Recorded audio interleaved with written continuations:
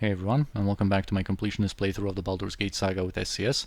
And before we do some more exploration in the Saerk Farrahd's estate, I just wanted to quickly talk about something that I kind of forgot to show at the end of the previous episode, because now that we have completed Jaheira's questline, she is again officially recognized as a Harper in good standing, and she received this item from Elminster, the Harper Pin.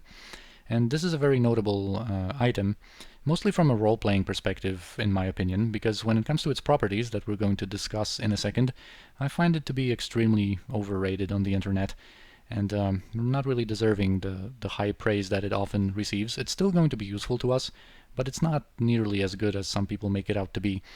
Especially if you look at it from the perspective of this being our ultimate reward for the whole questline, this lengthy, very involved questline, and this is what we get for Jaheira. This is kind of her personal item, but we're going to also discuss that in a second.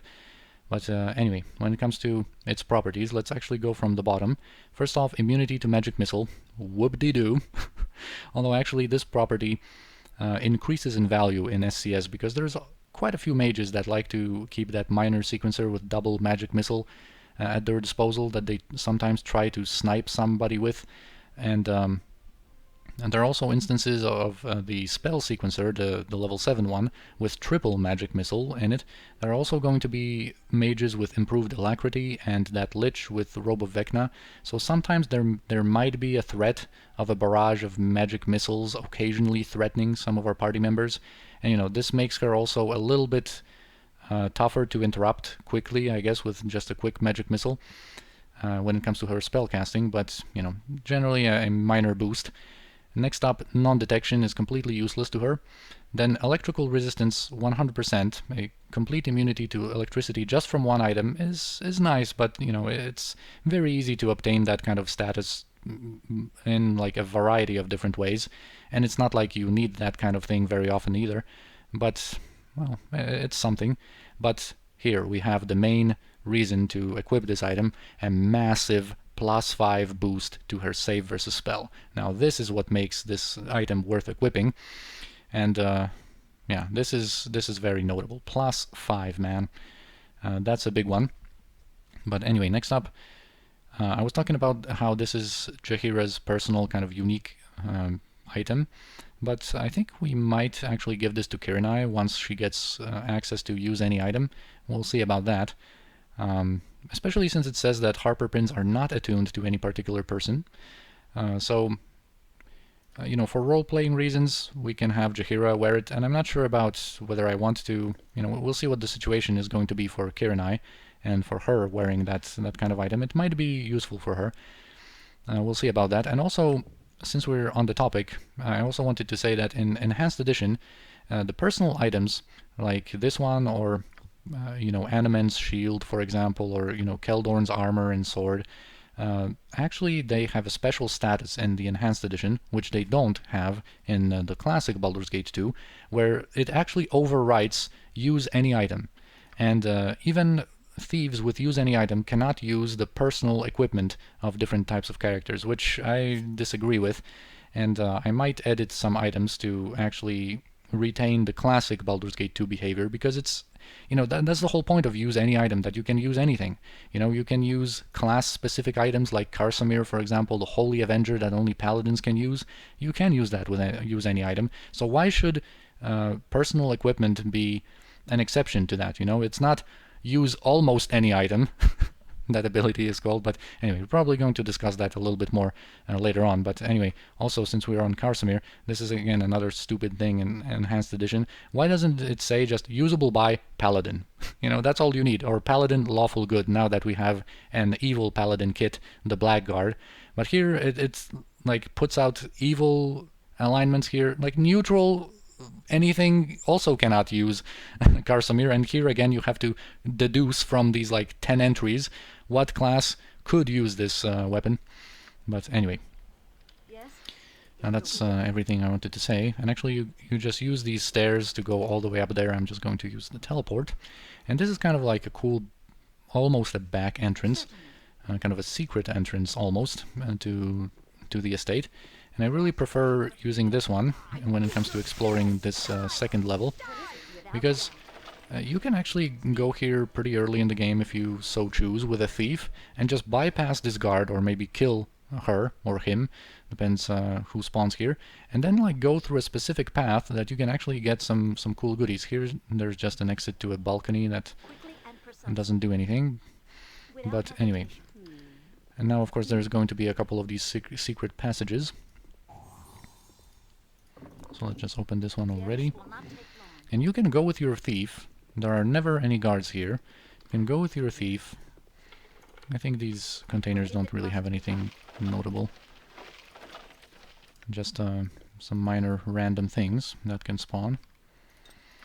But anyway, you could use your thief to like sneak through the main hall. There are some guards a little bit further in it. And just go into this room, which actually contains quite a few cool potions. Because in this one we have a potion of invisibility and 2 potions of master thievery, and on this table or on this desk there are going to be 3 elixirs of health and 4 antidotes. And actually through, I think, a bug we actually can see inside here. Or we get vision, but not actually... Speak. Yes, it will be done. We're not actually like in the vision of this guard, and we couldn't, you know, throw a weapon or throw a spell in there. It's just some kind of a vision bug here.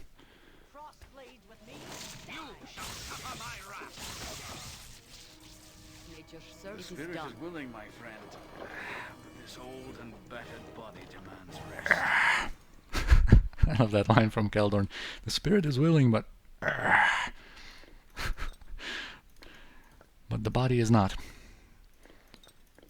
Anyway, this we can also put in our bag of holding, that cloak of protection. I usually like keeping different types of protection items that are, you know, kind of excessive in our setup right now, but you never know what kind of character, you know, depending on like what things we get, what kind of protection items we want to equip. You know, maybe there's going to be a useful ring that we want to swap our ring of protection to an amulet of protection, or maybe you get a cool amulet and then instead of wearing the amulet of protection you want a cloak of protection, or you know, that kind of stuff. And yeah, there are some pretty basic things. Except in this safe, there are actually some valuable goodies. Over 1,000 in cash and also a star sapphire. So you can get some money at the beginning of the game. And yeah, the main group of guards is here. They actually have a different dialogue here. And also, just a clarification, you know, just to say it's like in a very straightforward way. Of course, Saerk Farrahd is not to be found here, or any members of his family are not going to be here. They are only present if you have the, you know, Anomen's quest. If you are romancing him, for example, and he goes here out of his own and you have to, you know, go after him, or if you choose to just take vengeance upon Saerk Farrahd as Delrin urges you to do. But actually the guard on downstairs that had this unique conversation option upon seeing Anomen, normally if Anomen is not in your party, his usual dialogue is that he says that Saerk and his family are not at home right now, and you know, he will ask you to leave, of course. But he actually says that, you know, they're not present.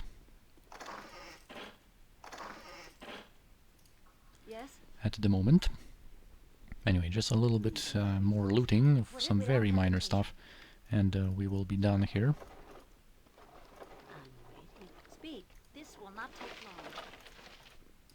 And we actually, at the end of the previous episode, yeah, I put these identify scrolls in there. You can actually give all of them to Anomen. Has a pretty big stack, so we don't have to be as like stingy while using our these scrolls, I guess. Because of course we have our glasses with the 3 uses, and they are really, you know, your lore in Baldur's Gate 2 that goes up to quite a high level, and the glasses are really enough for most uses, but you know, we also have these scrolls if we need them. if we need to identify something like a usable item, for example, to get access to its property. The spirit is willing, my friend, but this old and battered body demands Anyway, rest. Direct me as you will. let's actually sell some stuff to Bell here.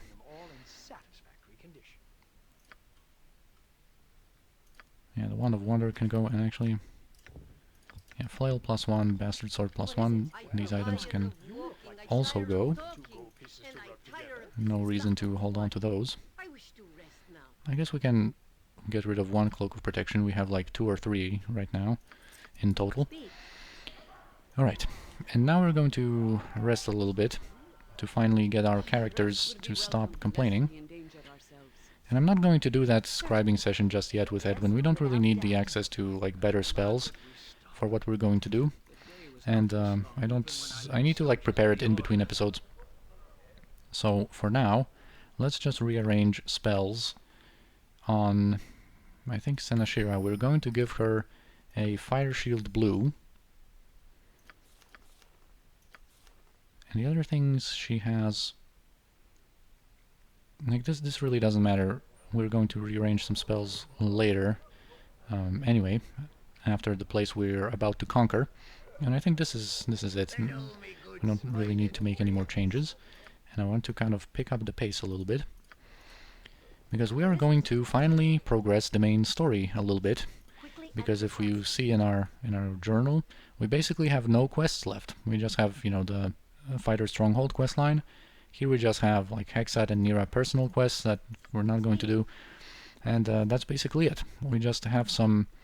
Well, in this episode, I'm going to try to at least conquer most of the place that we are about to visit. Where's Stanet? Alright, there he is. Because there's also 2 NPCs that I want to talk to, but we're going to go and finally have some action. And then afterwards we're going to take care of some loose ends, and we're going to actually be able to progress to Chapter 4, I think. Anyway, here's Riedel. And when we first got here and talked about the different murders and you know, going on in the Bridge District, he actually wasn't present because I think we were so early in the morning or just at an improper hour.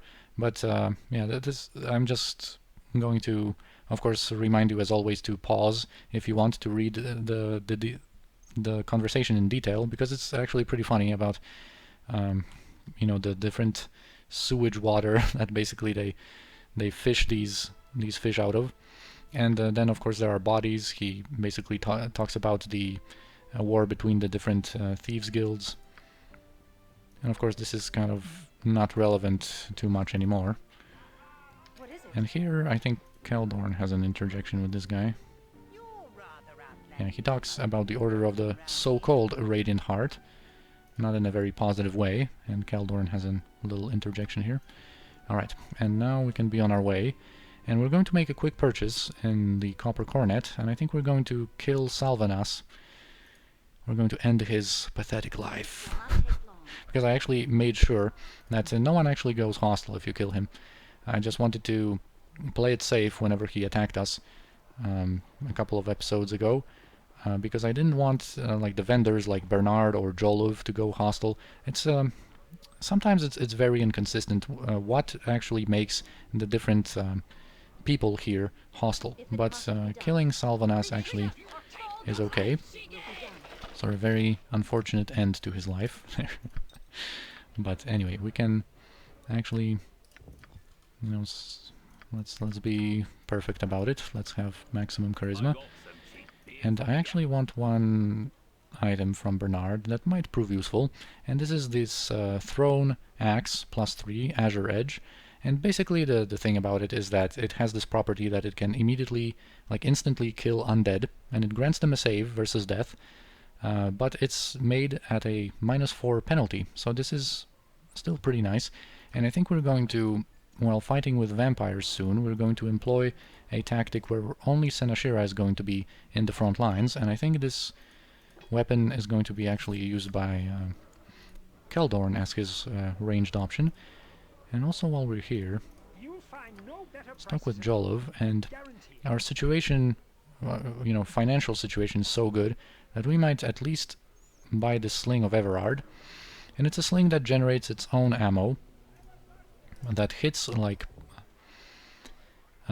it's basically considered a +5 enchanted ammo, which is really nice in terms of just being able to hit some stuff. But it's also pretty nice that instead of, you know, comparing, I think Animan is going to get it, comparing it to a sling +2, it actually gives you +5 THAC0, and you can still equip it with normal ammo. So you can still equip it with the bullets +1, for example, or bullets +2, and his THAC0 is going to be much better, while the damage is going to stay the same, because this sling also gave him the +2 damage bonus, as does this one, but this one has a better THAC0, and in some situations we might use it if we need a highly enchanted projectile to hit something. And that's going to be it for now, I think. Just quickly sell this sling. Yes, Alright, and now we are ready, certainly. and we are finally going to go and look for the vampire hideout in the graveyard district. If you remember, the final mission from Aran Linvail is to go and get rid of that rival guild, and apparently their hideout is located beneath the graveyard district, and behind that closed door that we wouldn't be able to open normally, but the Shadow Thieves have sent It will be done. someone to help us in that task. Alright, we also have some spiders. Yes, without doubt. Come, take What is you. it? Death shall take you. You would speak. You will fall by my hand. Yes, secret and secret.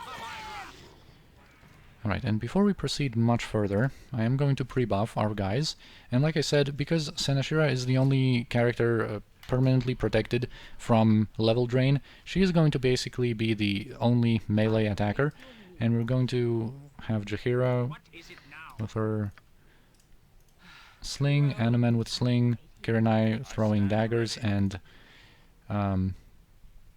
Keldorn is going to be using Azure Edge, and maybe he's going to instantly kill some of the vampires. And we're going to pre-buff a couple of characters here. I'm going to play it safe, especially since I didn't change Animan's spells and he has plenty of chaotic commands.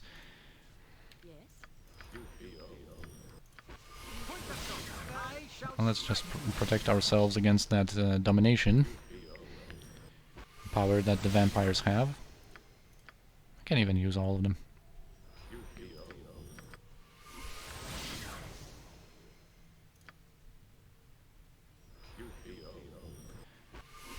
Or almost all of them, because apparently I casted the same thing on Coronet twice. I just noticed that, you know, I had to choose between Edwin and Senashira, who's going to be protected. That just shows you how how my thoughts are always elsewhere. But anyway, let's do some pre-buffs. We shouldn't need Remove Fear, but just in case, we can get one of those. And the rest of the buffs are mainly going to concern Senashira. She still has Stone Skins, but we can give her Spirit Armor. And on her we are going to just cast, I think, Mirror Images for now. And we might get Chant, we might get Bless, and we are going to haste everyone.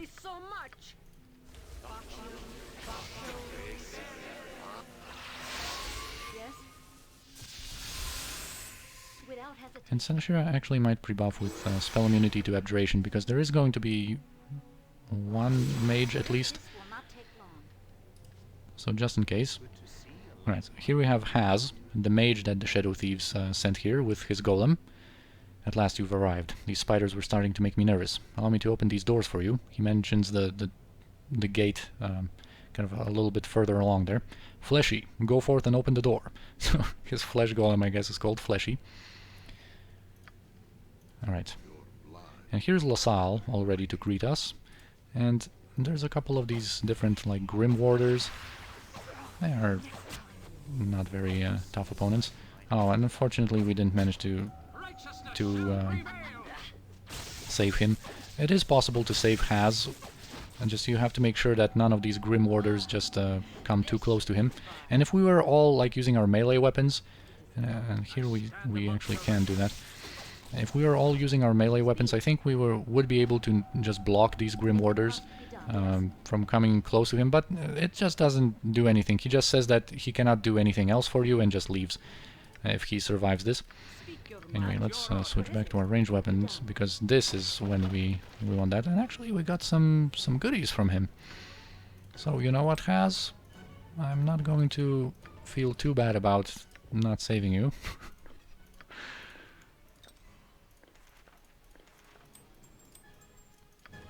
Alright, now we're going to approach with Senashira.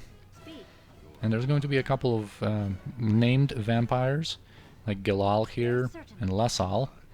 He dares us to come to our doom, I guess, to go downstairs. But first we're going to explore this level. And I want Senashira to kind of stay there, so they can target her. Oh yeah, of course, +1 ammo is not going to have an effect. So we should have some bullets, +2, yeah, we have plenty. So even Animan can use these ones without having to actually use the property of that sling to generate its own ammo. Actually, we don't want this vampire to drain any of our levels. Alright, cool. These named vampires matter because we are going to have to use the wooden stakes that we got from Aran Linvail way back to permanently kill them.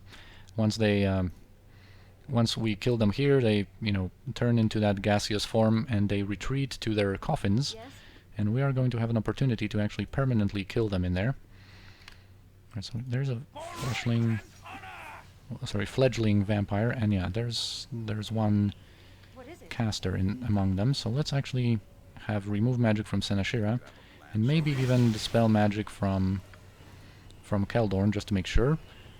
Yeah, she casts protection from magical weapons, and she has Fire Shield Brew, improved invisibility, improved haste actually, which could be problematic when she decides to attack someone in melee and drain their levels. Alright, but we managed to get her, and I think, yeah, she actually requires +3 weapons, and for that occasion, this is pretty nice that we have this Hammer of Thunderbolts, and now Senashira can use a +3 enchanted weapon that she actually is proficient with. We can have Keldorn keep attacking, but the others... Okay, actually Keldorn, I think... No, this was just damage.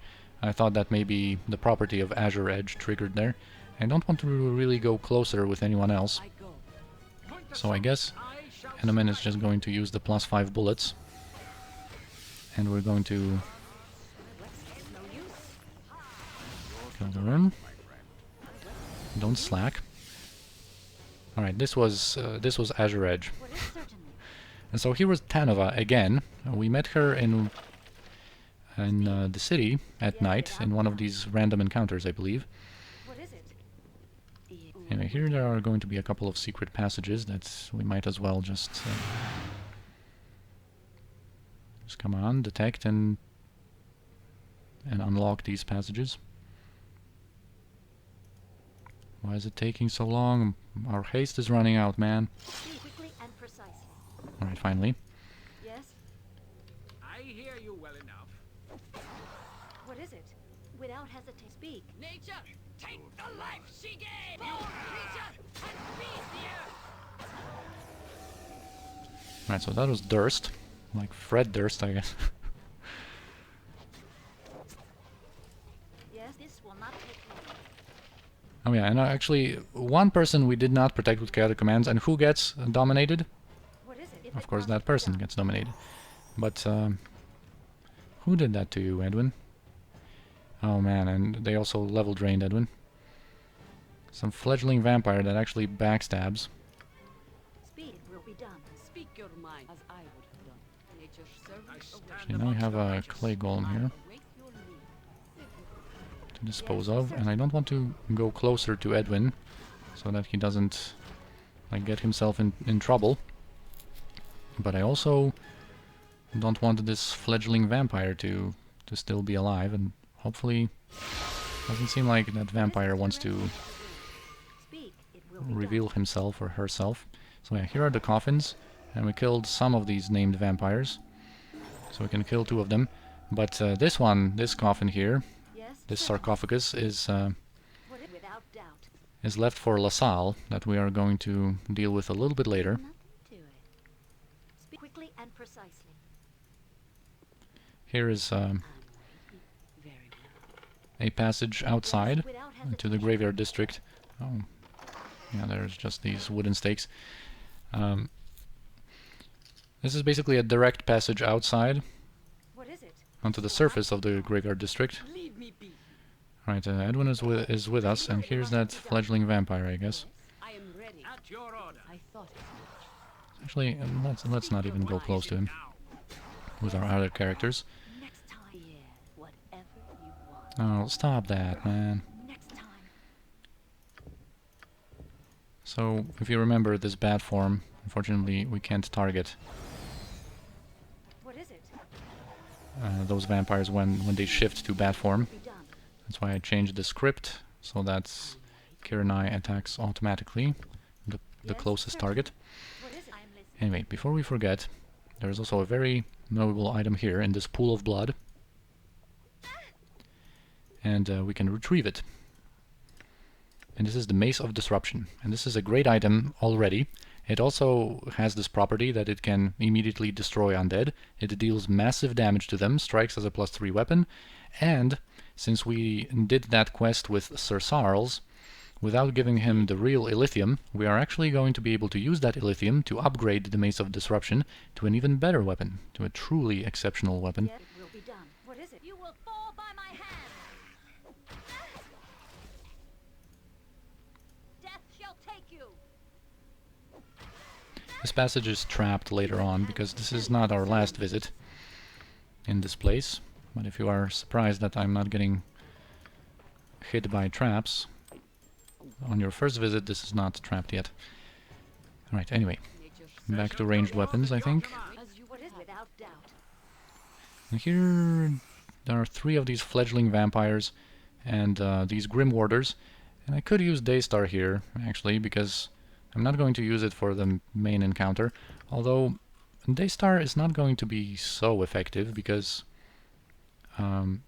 these Grim Warders aren't actually considered undead. They are just some sort of spirits, I guess. But we can at least just make it a little quicker, I guess, when it comes to the vampires, by using Yes. Sunray. And because I drank a potion and didn't wait for a couple of seconds, Senashura couldn't use her ability, that Sunray spell from Daystar, immediately. I shall strike you down. Take that. I am ready. Right, and I think I shall now we are safe to go in. My talents are wasted on physical blows.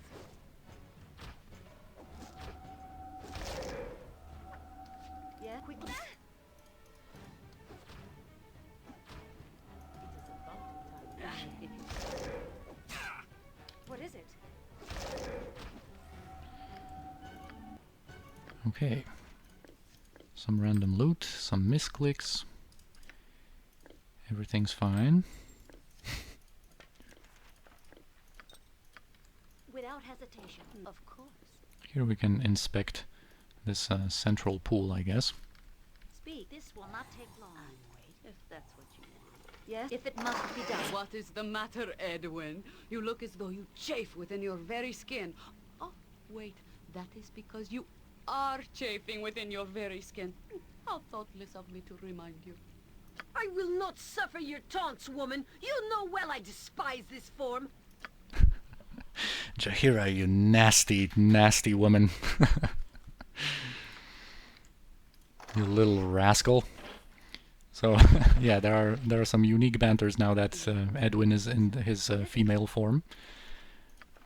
Anyway, here we have a splint mail that's pretty good for a barbarian, a +2 enchanted, especially if you come here early. But right now, you know, these items, that katana +2 and the ashen scales are nothing exciting for us.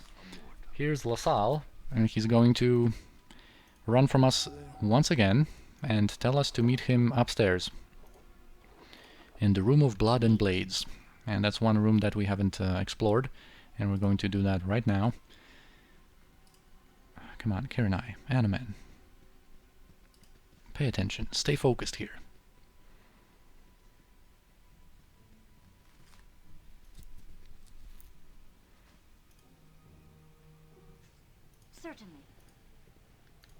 And here I am going to use stone skin because whenever you go through this surface, there's basically kind of like traps, or there's a chance that when you're moving through here, you might get impaled by a spike, and they are actually quite damaging. But stone skins and mirror images that we are also going to use actually in preparation for the fight.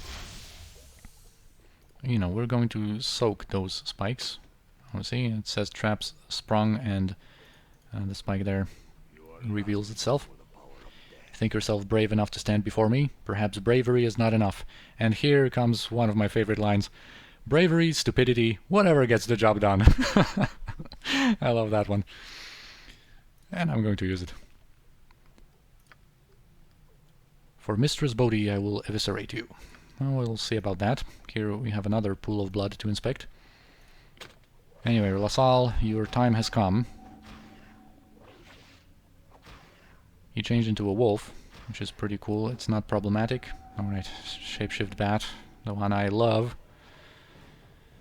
And here we also have some giant rats, and I think what I'm going to do with the rats is offer them a little again as our scorcher, because they might seem not very problematic, but they actually can poison you. And now let's go back to attacking LaSalle again. He is over here, and somehow this works. He is attacking Senashira, and Senashira is attacking him. Now he went out of our vision. And of course, traveling through this area is problematic, as you can see. You know, we have stone skins, but still these stone skins are getting cut through. Alright, where is he? I really don't want to move too much in this area. LaSalle, did you have to be problematic like that? Right, now we have our stone skins depleted. Just die already, dude. Alright, finally. And here's the last vampire that retreats to those coffins in the other room. And once we use the wooden stake on him, the final fight is going to happen. And I think we're going to leave it for the next episode, because there's a pretty lengthy conversation with some answers, actually, or some well, some information that we're going to get, and of course the final fight that I would like to talk about a little bit. And yeah, so I think this is going to be it for this episode. We've had some action, so I thank you for watching. I hope you enjoyed it, and I'll see you next time.